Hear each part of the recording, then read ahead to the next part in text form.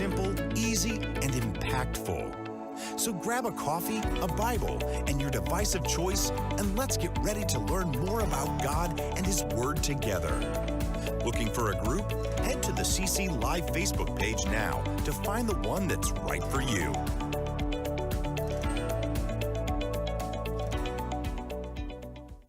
Are you on Spotify?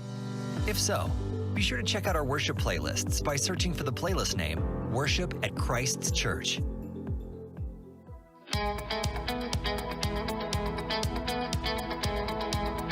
Giving online couldn't be any easier. To give, go to ourchristchurch.com. Click on the Give link.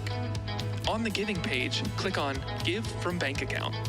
Next, click on the link to PushPay. On this page, you can set up your one-time gift or set up a recurring gift. You can also make a gift by simply texting CC Mason to 77977. Click on the link you receive. Next, fill out your information and submit your gift.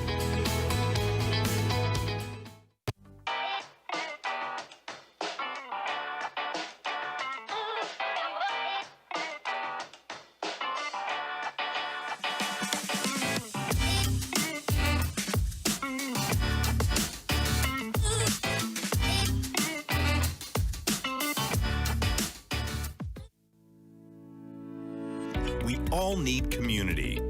Connection. One of the most unique elements of CC Live is that it is more than just a once-a-week worship experience. We are creating a global community of believers who meet together worldwide to be inspired, equipped, and encouraged with their faith. And the best part about it is you can do it anytime, anywhere.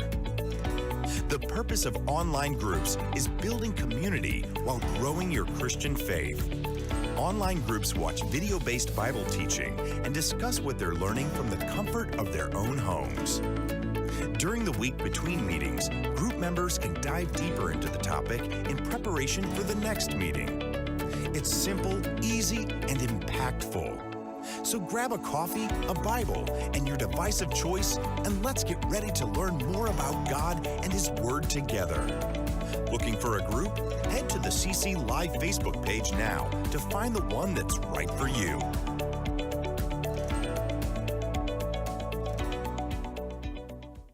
Are you on Spotify? If so, be sure to check out our worship playlists by searching for the playlist name, Worship at Christ's Church.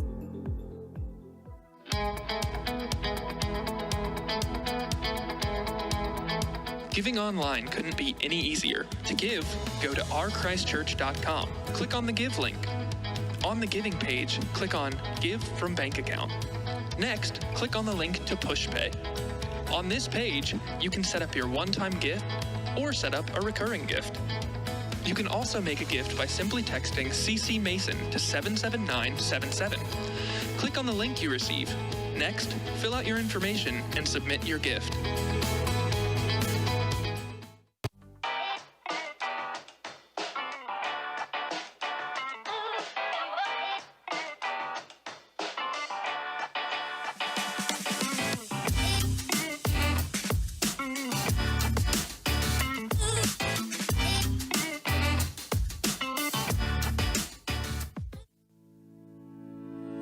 We all need community. Connection. One of the most unique elements of CC Live is that it is more than just a once-a-week worship experience. We are creating a global community of believers who meet together worldwide to be inspired, equipped, and encouraged with their faith. And the best part about it is you can do it anytime, anywhere. The purpose of online groups is building community while growing your Christian faith. Online groups watch video-based Bible teaching and discuss what they're learning from the comfort of their own homes. During the week between meetings, group members can dive deeper into the topic in preparation for the next meeting. It's simple, easy, and impactful. So grab a coffee, a Bible, and your device of choice, and let's get ready to learn more about God and His Word together. Looking for a group? Head to the CC Live Facebook page now to find the one that's right for you.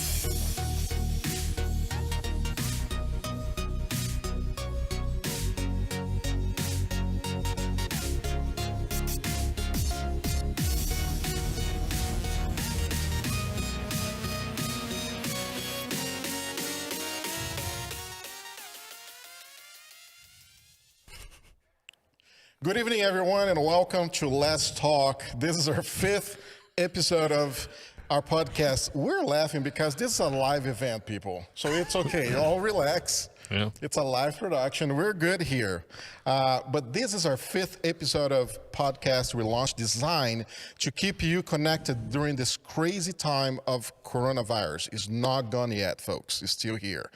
In a time where social distancing can lead many to feel isolated and alone, we want to create a space where we can gather together, sit back, connect, and help each other out. And maybe we can laugh a little along the way. We're expecting some good laughs here today. It's going to be a fun conversation.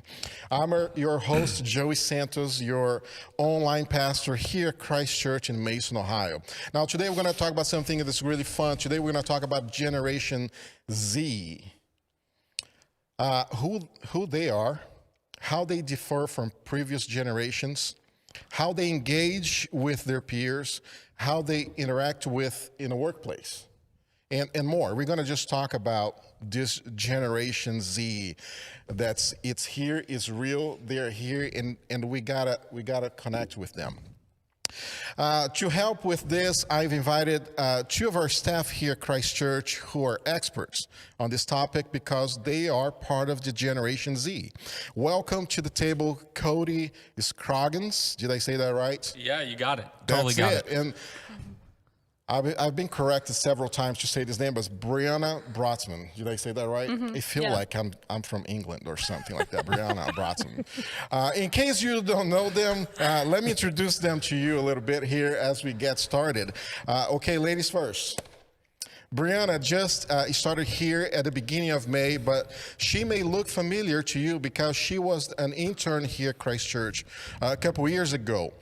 She just graduated from Ozark Christian College in Joplin, Missouri this spring with a degree in biblical communication, preaching.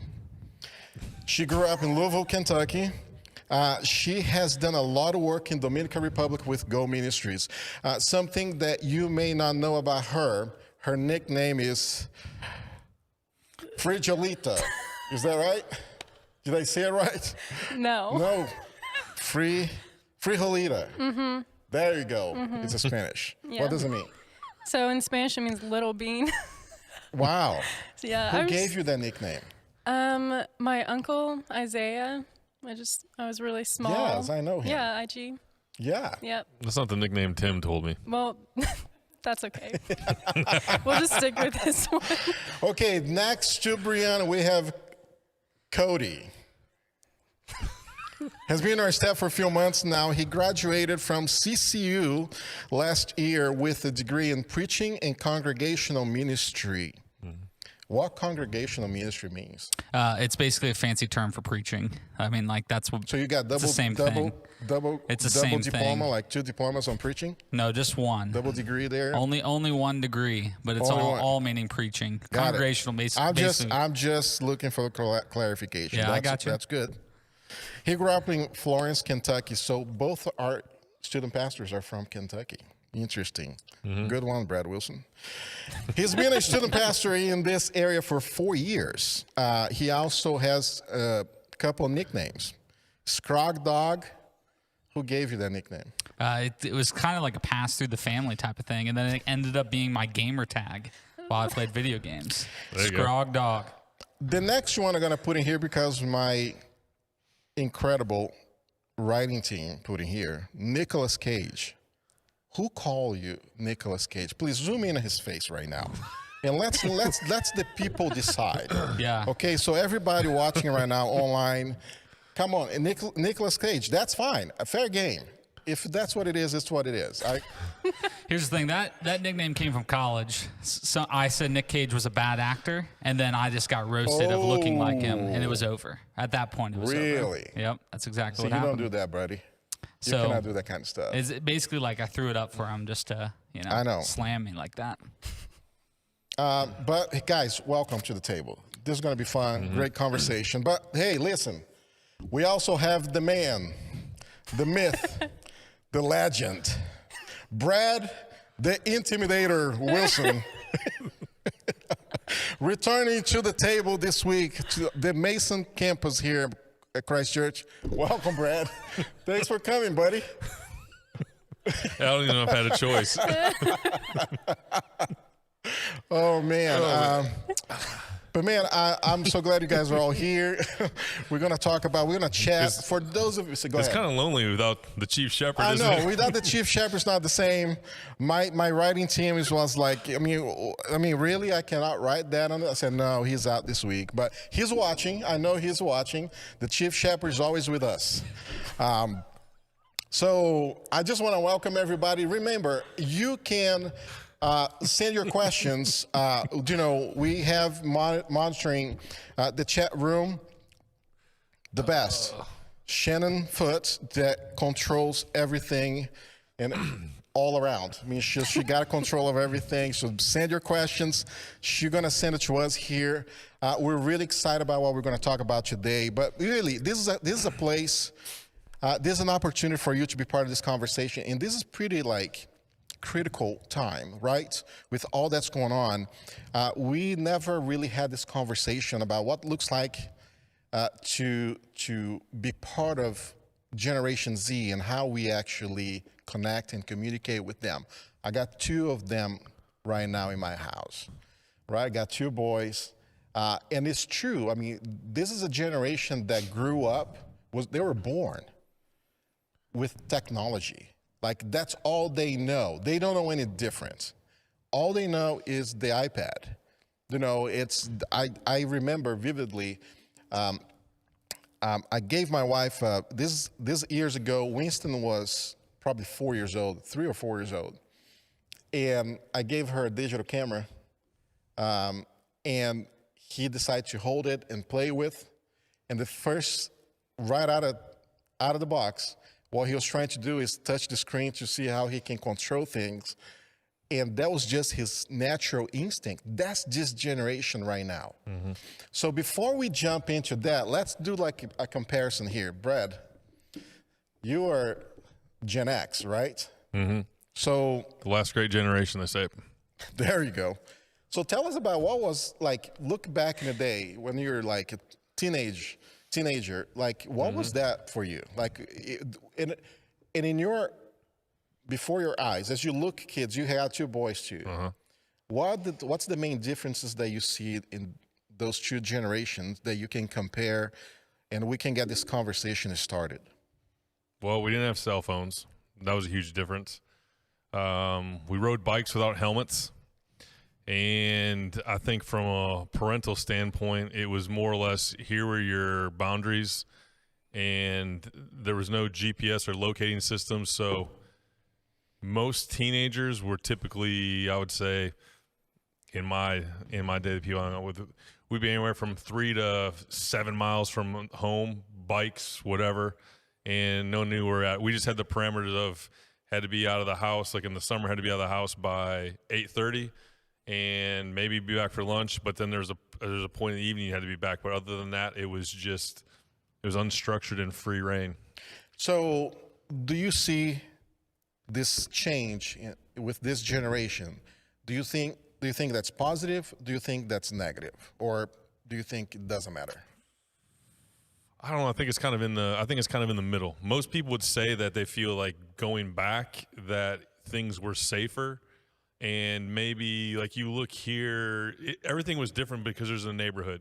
And so the problem back then was you had neighbors that the trouble I would get into, word would trickle to my parents from the neighbors. Like, they would find me doing something, or it would, like, people from church they would call my mom, well, I saw Brad on his bike heading here doing it. And then you get in trouble, where today stuff seems to be more spread out. People seem to think that there's more danger in the world today. So I think in some ways I could go either way.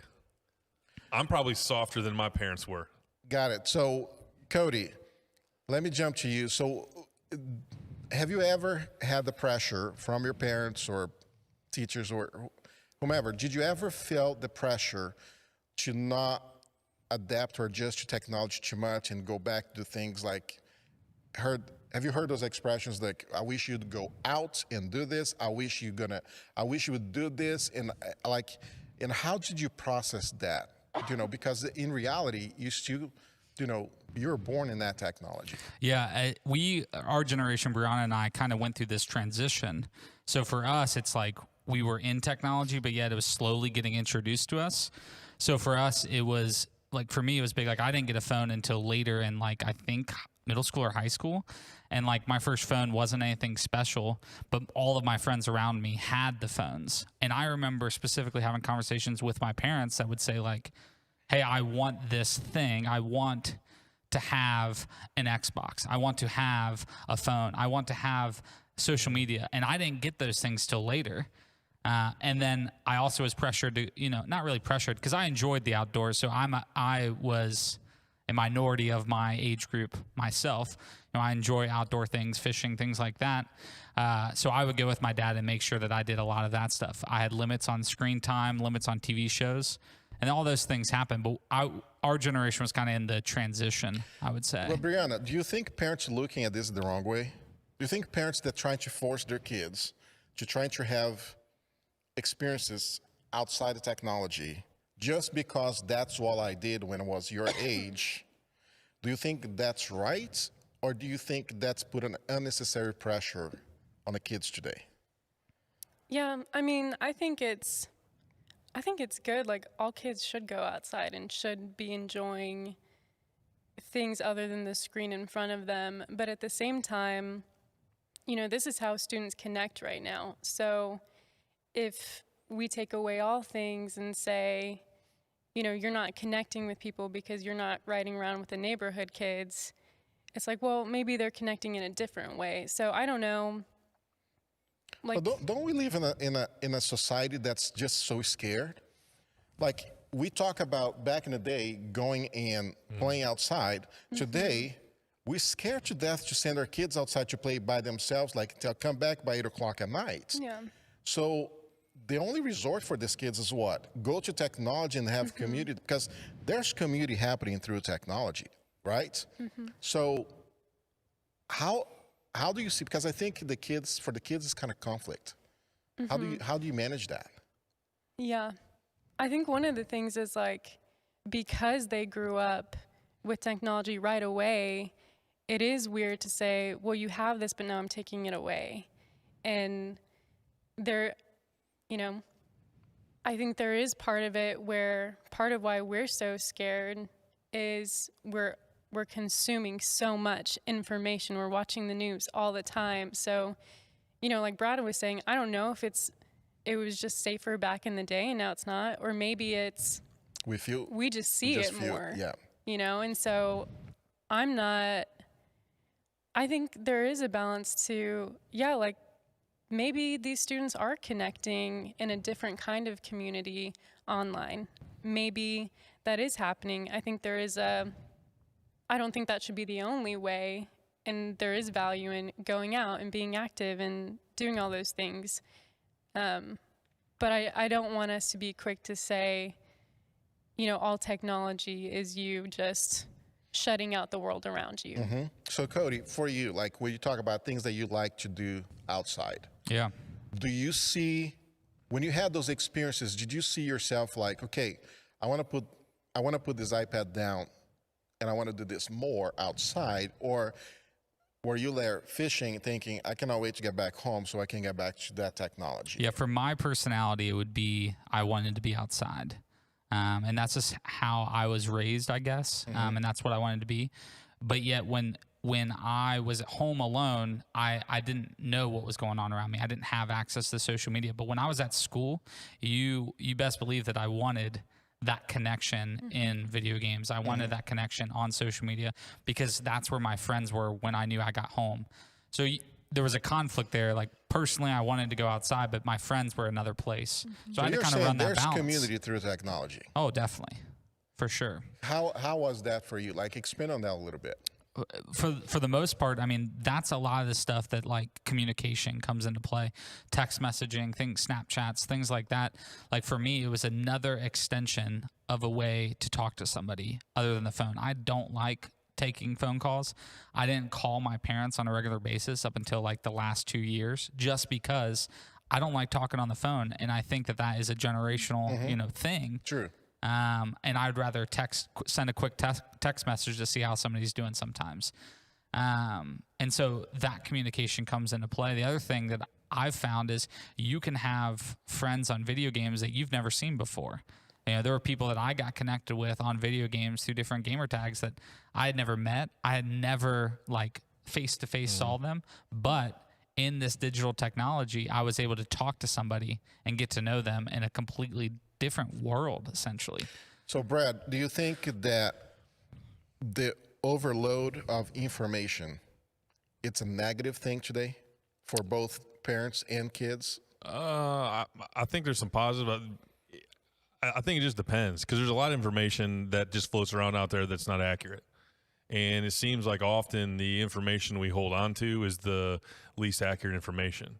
And so there's this, we kind of talked about this with fear, is that we read these things, or because we just open a phone where, I mean, it used to be, as I say, back in the day, you would have your times during the day before that 24-hour news where you'd find stuff and you'd have to read a newspaper. But now you open up your phone and, I mean, social media is filled with people that they don't know what they're talking about. I mean, there should be a license, in my opinion, to use social media. There you go. And, you know, people just throwing stuff out there, and then we just believe it like, well, this must be gospel because this person's been wrong 99 out of 99 times, but this is probably that 1 out of 100. Okay, so do you think that what you're saying, if I hear what you're saying, the technology went so fast that we were not able to actually educate the older generation enough how to filter things out?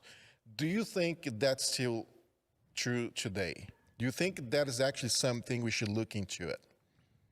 Like how we prepare people to actually understand. We cannot control the technology. We cannot control what's in it. So we're always going to have access to it more than ever before, right? So what is the solution then? How do you solve that? With some stuff, I don't know how you necessarily solve it, but you have to figure out how to use it, because like Cody was saying with texting, I don't like to text. If I get texts, chances are, like, sometimes I'll reply to them whenever later because I'm just like, oh, whatever. So I'm a talker. I would much rather just talk and have the conversation. But we've talked about this before. The thing I've found out that's weird to me is I'll call and talk to my dad, but now there's certain times where with my sons I'll talk to them, but sometimes, and it's like a mind meld on me, is if I get on a game and get on the headset with them on Xbox, we're in the house and they'll tell me more about what's happening in their lives while they're yelling at me for messing something up in Fortnite or Madden than I will if we're in the same room. So it's like you put that on there. It's like, so I think one of the things for us as parents or with these generations is figuring out, and these guys know better than this, is getting comfortable meeting them where they are. And there's a saying that we've used around here from the church perspective is, I think sometimes you meet your kids online so you can connect with them offline. And even though it seems backwards, I'm becoming more and more convinced that seems to be more the norm today. Okay, so like, listen to this, and I'm going to throw this at you, Brianna.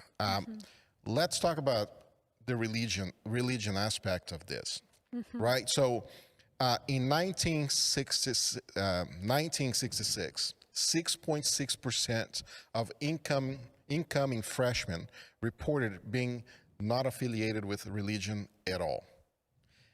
By 2015, nearly 29.6% of incoming college students reported not identifying with any particular religion. That means the number of students getting to a point they're not associating themselves with any religion, any faith-based organization, has literally went from 6% to almost 30%. Where are we failing here? Why is this happening? Yeah. Well, I think one of the things that students gravitate towards social media for is it's a place for them to have a conversation, and they get to say what they're feeling, what they're thinking, what what comes to mind when they interact with the church and things like that, good, bad, or indifferent. And, you know, I think part of the pushback from this generation, from a generation that we're kind of in between, is they desire a place where they can be heard and where there is space to ask the questions, space to challenge those things, and space where people are not afraid to interact with that. And so I think one of the things that we need as a church is being that place, saying, like, we're welcoming these questions and these challenges, and we're not afraid to sit in that. And it's okay if, you know, we have a conversation and you don't walk away right after one conversation completely sure of all things. It's students, people in general, they need a place where they can kind of navigate these things, and they're going to find it somewhere. So rather us let it be in the church where we can invite those conversations, because they're going to find it. So you think the church has closed itself to the community? Is that what you're saying? I think in a way? In a way. I don't know. I wouldn't say close, but I would say there's almost this sense that, you know, you're welcome, but some questions are off limits, or some questions we're not really gonna process with you through. We're just gonna, you already know our hard answer, what we're gonna say. And this doesn't mean that we need to soften what we believe by any means, but it just means when we have people who have questions, or students who want to say, hey, this is where I'm at today and I want to tell you about it, that's a win. To say, we're a space where you can come and you can talk about that, and we can walk through these things with you, instead of just saying, you know, we're too afraid to get into that, so go find a community somewhere else where you can. Okay. Which I think social media has become that place. Has become that place, right? Cody, you guys just came out of college recently. Yeah. Have you learned anything in college that addressed the technology aspect of ministry? From like a education perspective, definitely not. And I think that that's where, when you talk about the church is behind, I think that that's what it is. So the church is pretty much is still in an analog.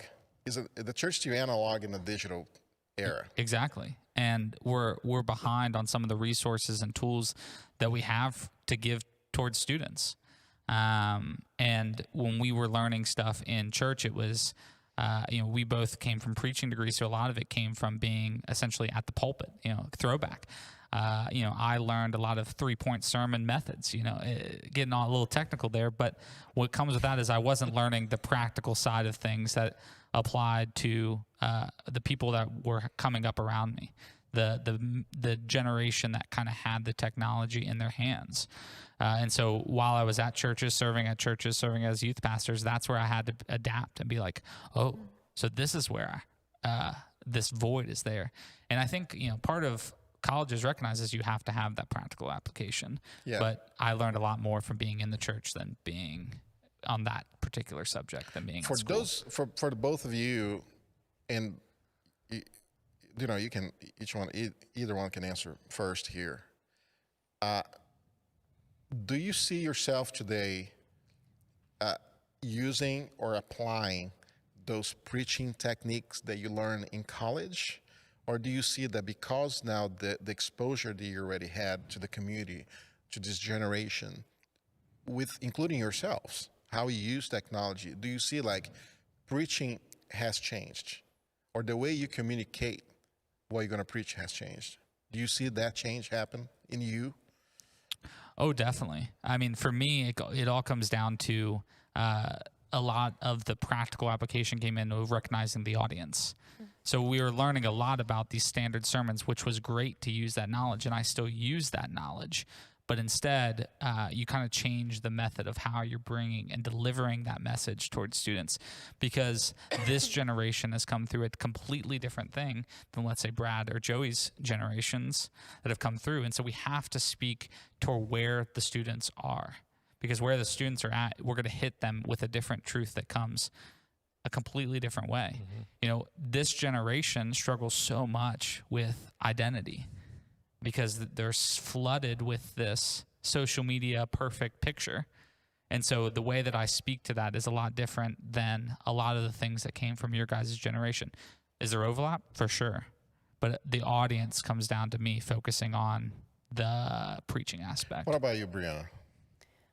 I feel like I was exposed to a lot of different methods, and as far as the technical portion goes, I feel like I got to see several different models of that. So in that sense, super grateful for that. But I do agree in the sense that part of it is just, it's not just Generation Z, it's where are you with which group of Generation Z? Like, what is your context? And so I think in that sense, it is different. And even in where we find ourselves with COVID and things being online and things like that, you know, we talked today about it is different how we interact, but that doesn't mean it has to be not as valuable.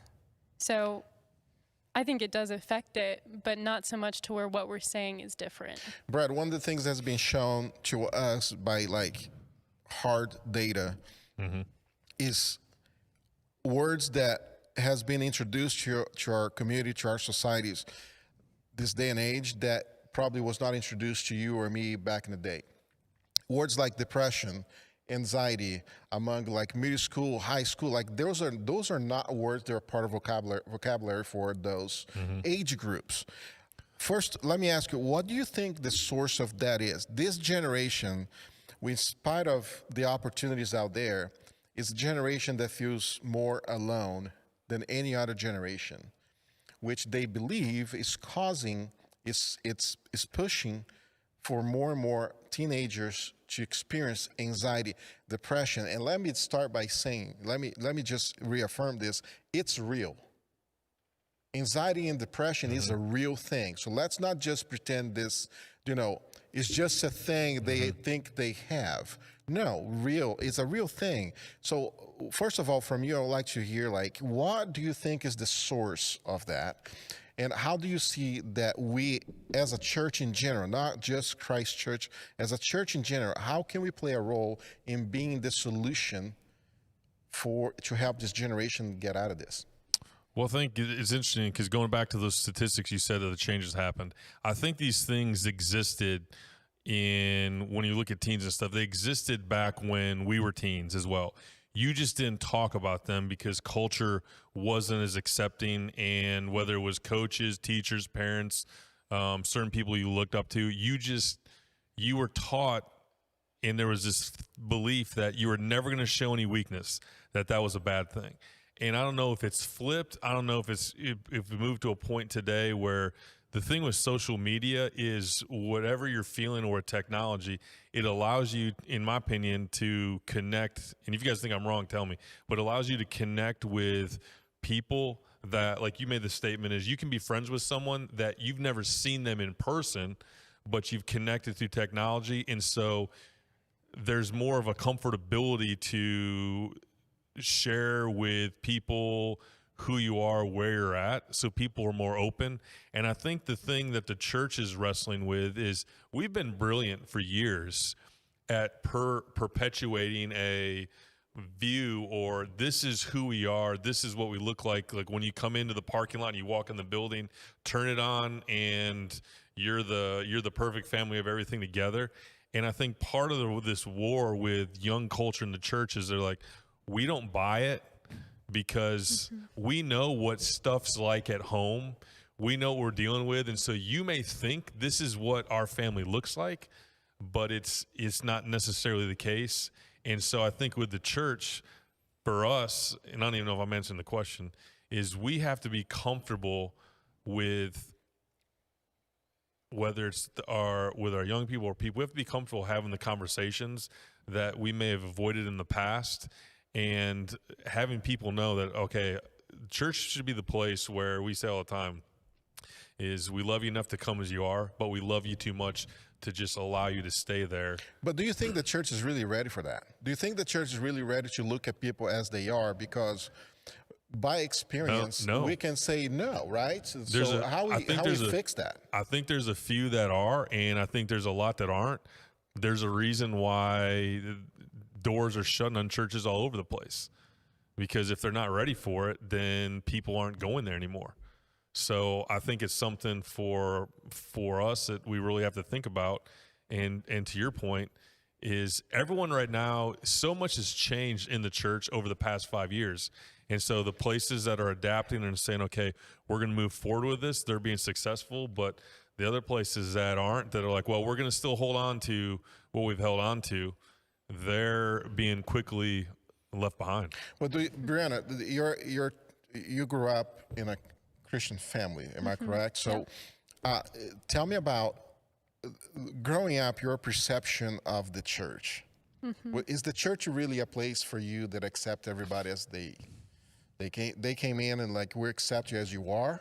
Or did you actually notice that not everybody is really accepted here, and that becomes actually a new norm for people to make those calls? Who accept, who you don't accept?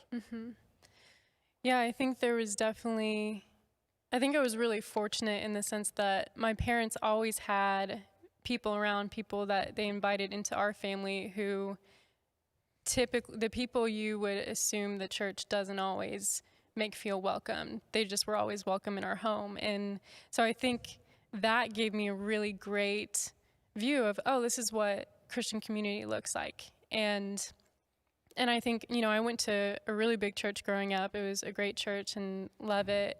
But there were things where, you know, it's like, oh, maybe we don't see things the same way. And so nobody may say it, but there is kind of a sense of like, okay, well, why does this person not feel welcomed?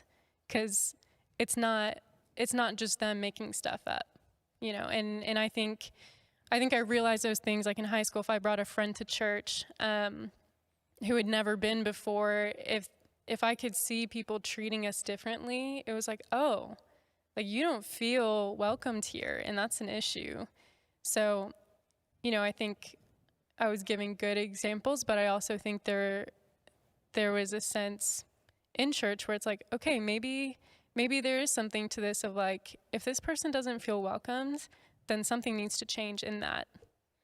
Yeah, and again, data shows us that, you know, a few years back, there's a majority among those teenagers, but today there's a huge diversity, and this Generation Z is growing up with a better understanding what diversity is.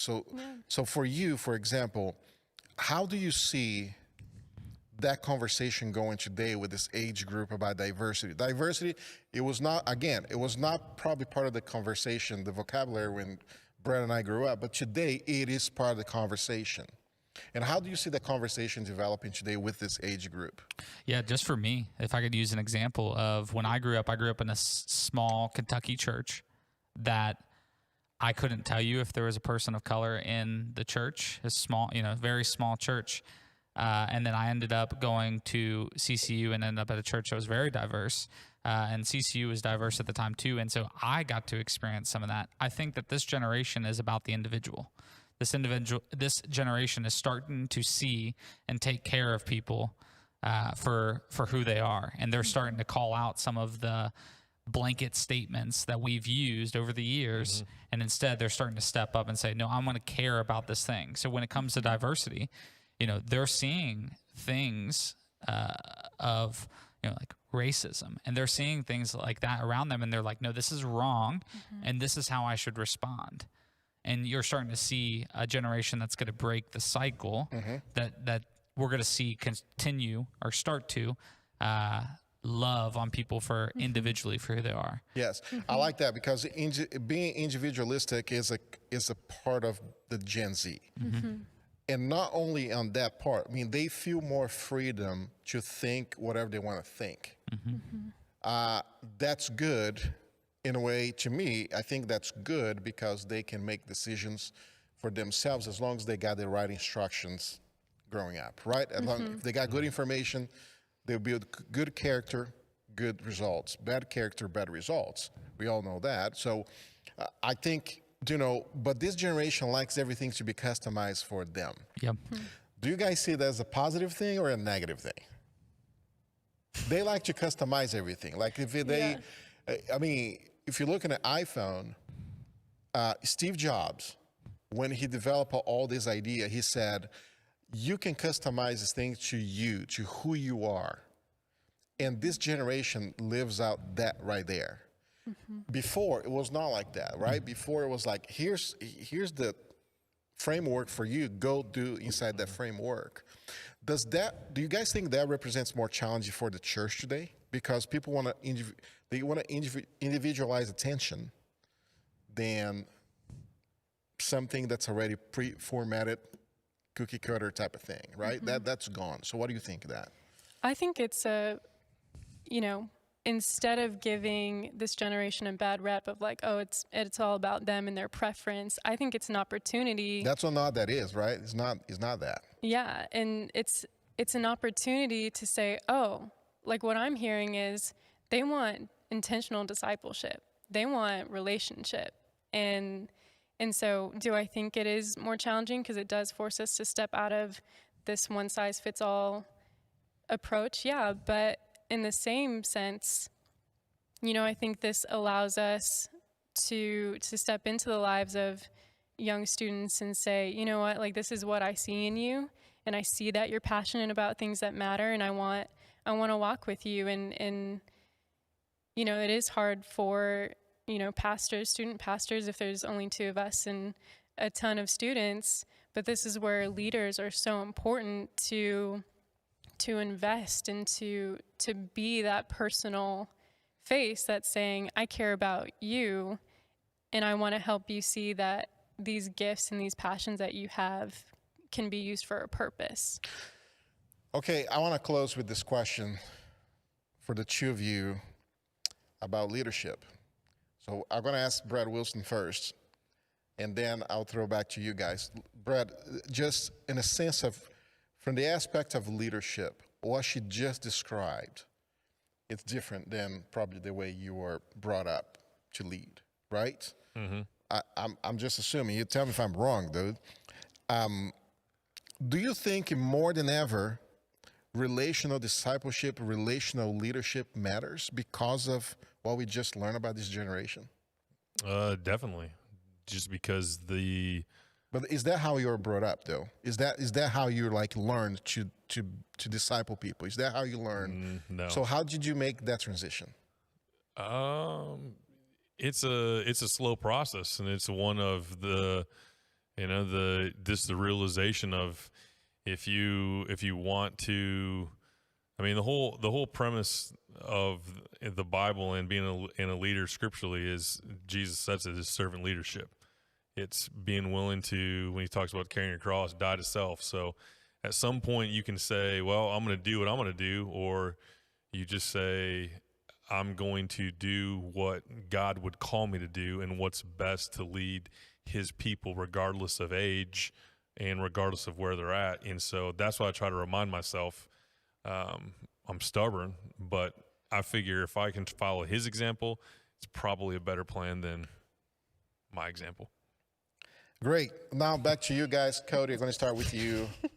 What relational discipleship, relational leadership looks like to you? You guys are both leaders. You're young leaders. You're called to do ministry, and you already have shown how God has equipped both of you to do this ministry.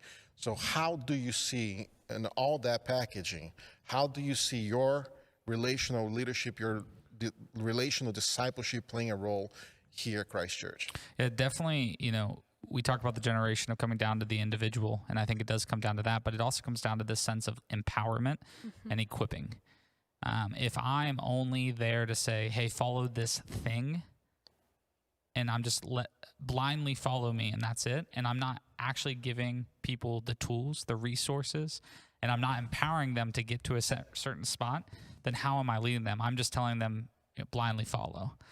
It comes down to this point of you have to inspire a group of people to say, hey, this is why we're doing what we're doing. And here's where we're going to go. Let's go. Here, come with me. Here we go. And then giving them along the way the tools and resources that they take. And every leader is on a different spectrum. I come in and I'm ready to learn just as much myself from you two as I come on staff, because in my leadership, I want to be able to learn myself. And so there comes down to this point of we have to empower the people that are below us. We have to go after them in a certain way. You know, if you look at Jesus's life and you look at how he did ministry, imagine if he just said, "Follow me," and he didn't say go. The church wouldn't have been started. It would look a whole lot different than the way the church was began. And so I think that he modeled a lot of leadership for us. So we're talking about Generation Z, born between 1995 and 2010. Brianna, same question. I mean, we got a whole generation that we got to take care of. We got to love them. We got to, how we do that through relational leadership and relational discipleship. Yeah. I think just going off of what Cody said, not only do we equip and empower and give them the why, but for them to have the why, they need to understand the who, and that's Jesus. And who was Jesus, and what is he like, and what does relationship with him look like? And so, you know, until we get to this place where it's not about doing all the good things you can do, it's not a behavior thing, it's a, who am I laying down my life for, and what does that mean for my life? And so those things happen when, you know, like I'm not super tech savvy, but am I going to get on Instagram and chat with students? Sure. Are we going to do Zoom board games? Sure. But I think it really is a relational thing of, you know, relationship with me and students, relationship between them and the people around them, and saying, this isn't just about, you know, we're not going to ask you to have the perfect next step all the time. We're just going to say, this is who we're learning about and who is pursuing you and after you. And as we walk together, then the actions follow. And so the goal, I would say, is just, you know, really taking the time to say and to show with our life and invite students into that and say, you know what? This isn't it's not just a program or some thing, it's life. And it's how, when we do this together, where are you seeing Jesus in your life, and how can we, you know, challenge one another in that? And so I think, yes, we give them the tools, we empower them, and we tell them who it's all about. And out of that, we speak into, like Cody was saying, the issue of identity. It's like, well, apart from Jesus, where do we find that truly? So I think that's kind of where we're headed. Guys, this is amazing. One thing I'm very excited, and I, in a way, feel very inspired really by this conversation. And it really hit me here as we talked that we brought in 2 student pastors to work with our students, and they are fully currently involved with that generation. At the same time, you can see how God used 2 people within that generation and equipped them to be the leaders that God has called you guys to be. So I'm very excited for our church.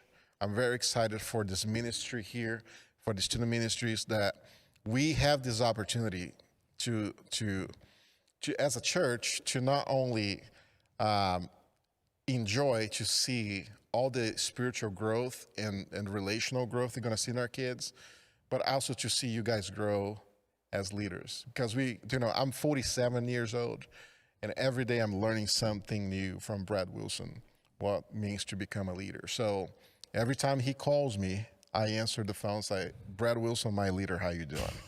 True story. That is true. I wish I could say his line, but he's not. So thanks so much, you guys. Thanks for coming. Very excited. I hope this was fun. Yeah, it's for fun. you guys. A lot of fun. Have this conversation. Thanks again for being with us tonight. This has been great. This Sunday morning, plan to join us at 10 a.m. on all online platforms. We'll start with 15 minutes of children's programming, and from 10 to 10:15 a.m. Eastern Time, and it will be followed by programming geared towards middle school and high school students from 10:15 to 10:30 a.m. Eastern Time. And then we'll all gather together for our usual worship experience at 10:30 a.m. Eastern Time. And next week at this same time, Thursday, 8 p.m. Eastern Time, we'll have another living room session. I cannot wait to see this living room session. It's going to be another story that we're going to learn. We're going to get to know one of the worship leaders here in our church. We're going to get to know their story. They're going to sing some songs. It's going to be great. Most of all, church, you know that we love you and we miss you. This is a time that has been really tough for all of us. We know there's a lot of anxiety and confusion, fear and isolation right now. But remember, you're not alone. We're in this together. Don't forget, have a great evening, everyone. Thank you.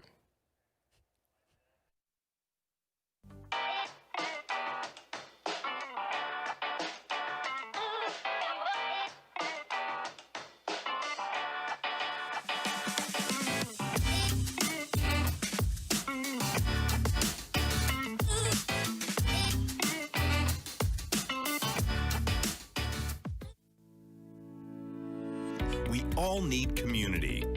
Connection. One of the most unique elements of CC Live is that it is more than just a once-a-week worship experience. We are creating a global community of believers who meet together worldwide to be inspired, equipped, and encouraged with their faith. And the best part about it is you can do it anytime, anywhere. The purpose of online groups is building community while growing your Christian faith. Online groups watch video-based Bible teaching and discuss what they're learning from the comfort of their own homes. During the week between meetings, group members can dive deeper into the topic in preparation for the next meeting. It's simple, easy, and impactful. So grab a coffee, a Bible, and your device of choice, and let's get ready to learn more about God and His Word together. Looking for a group? Head to the CC Live Facebook page now to find the one that's right for you.